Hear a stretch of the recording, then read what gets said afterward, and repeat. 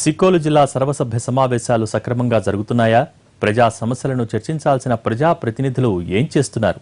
సాధారణ రోజుల్లో ఎలాగున్నా కనీసం సర్వసభ్య సమావేశాల్లో అయినా ప్రజా ప్రతినిధులు తమ వాణిని వినిపిస్తున్నారా? సర్వసభ్య సమావేశాలకు ఎంతమంది ప్రజా ప్రతినిధులు సమయానికి హాజరవుతున్నారు? అధికారులు ఎంతమంది డుమ్మా కొడుతున్నారు? అసలు 3 నెలలకోసారి నిర్వహించే సమావేశాలను 3 గంటలు కూడా నిర్వహించకపోవటం వల్ల ప్రయోజనమేంటి? అసలు శ్రీకాకుళం జెడ్పీ సర్వసభ్య సమావేశాలపై ప్రజల్లో వినిపిస్తున్న టాక్ ఏంటి? శ్రీకాకుళం జెడ్పీ చైర్పర్సన్ ధనలక్ష్మి అధ్యక్షతన ఇటీవల నిర్వహించిన జెడ్పీ సర్వసభ్య సమావేశాలు ఇప్పుడు జిల్లాలో చర్చనీయాంశంగా మారాయి. ప్రజా సమస్యలను ప్రస్తావించడానికి ప్రతి 3 నెలలకోసారి నిర్వహించే సమావేశాలు కనీసం 3 గంటలు కూడా నిర్వహించకపోవడంపై పెద్ద చర్చ జరుగుతోంది. ఇప్పుడు సముచిత స్థానం కల్పించడం లేదనే సాకుతో ప్రతిపక్ష పార్టీ నాయకులు వాకౌట్ పేరుతో సభ నుండి తప్పించుకుంటే సమయానికి రావాల్సిన అధికార పార్టీ నాయకులు ఆలస్యంగా రావటం, ఇక ఉన్నతాధికారులకు బదులు కింది స్థాయి ఉద్యోగులు సభకు హాజరు కావడంతో చట్టసభలపై సిక్కోలు ప్రజాప్రతినిధులు అధికారులకు ఉన్న గౌరవం బట్టబయలైందని జనం బహిరంగంగానే విమర్శలు గుప్పిస్తున్నారు. మంత్రి అచ్చెన్నాయుడు, కలెక్టర్ లక్ష్మీ నృసింహం సమావేశానికి సకాలంలో హాజరైన కోరం లేక సభ్యుల కోసం ఎదురు చూడాల్సి వచ్చిందంటే పరిస్థితి అర్థం చేసుకోవచ్చు.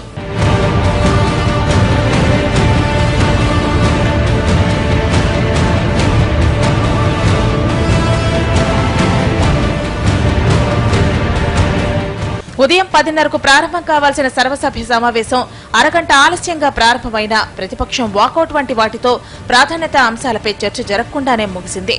సర్వసభ్య సమావేశంలో 57 శాఖల పనితీరుపై చర్చించాల్సిన ప్రజాప్రతినిధులు కేవలం 12 శాఖలపై చర్చతోనే సరిపెట్టడం, అందులోనూ వైద్య ఆరోగ్య శాఖ, వ్యవసాయ శాఖ తప్పితే మిగతా శాఖలపై కనీసం 2-3 నిమిషాలు కూడా చర్చించకపోవడం వల్ల ప్రజాధనం దుర్వినియోగం అయిందే తప్ప ప్రజలకు ఏమాత్రం ఉపయోగం లేకుండా పోయిందన్నది ఇప్పుడు వినిపిస్తున్న టాక్.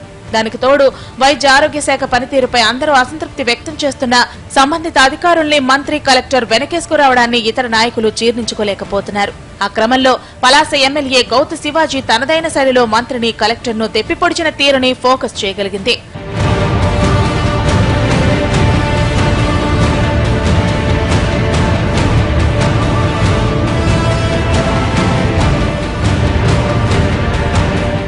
సమస్యలపై ప్రస్తావిస్తుంటే గౌరవ మంత్రి గారు మౌనం వహించడంతో పాటు మొబైల్లో ఆటలాడుకుంటున్నారంటూ శివాజీ చేసిన బహిరంగ వ్యాఖ్యలకు అటు అచ్చెన్నాయుడుతో పాటు ఇటు ఆయన అనుచరులు కూడా తెగ ఫీల్ అయిపోతున్నారు.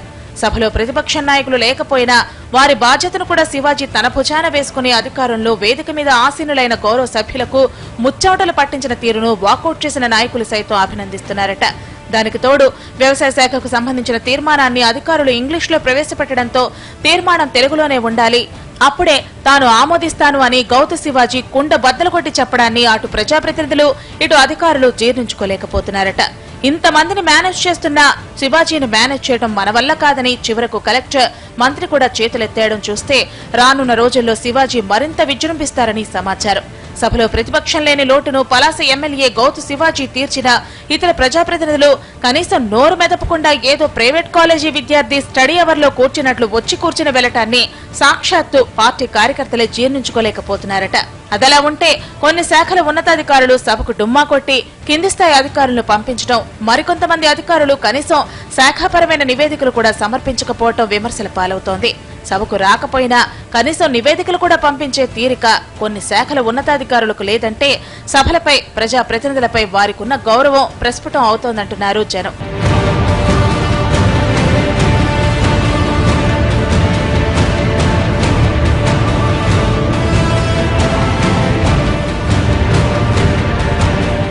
కొంతమంది జిల్లాలో అందుబాటులో లేకపోయినా మరికొంతమంది జిల్లాలోనే ఉంటూ సభకు గైర్హాజరవడం మంత్రికి కూడా తీవ్ర ఆగ్రహాన్ని తెప్పించిందట.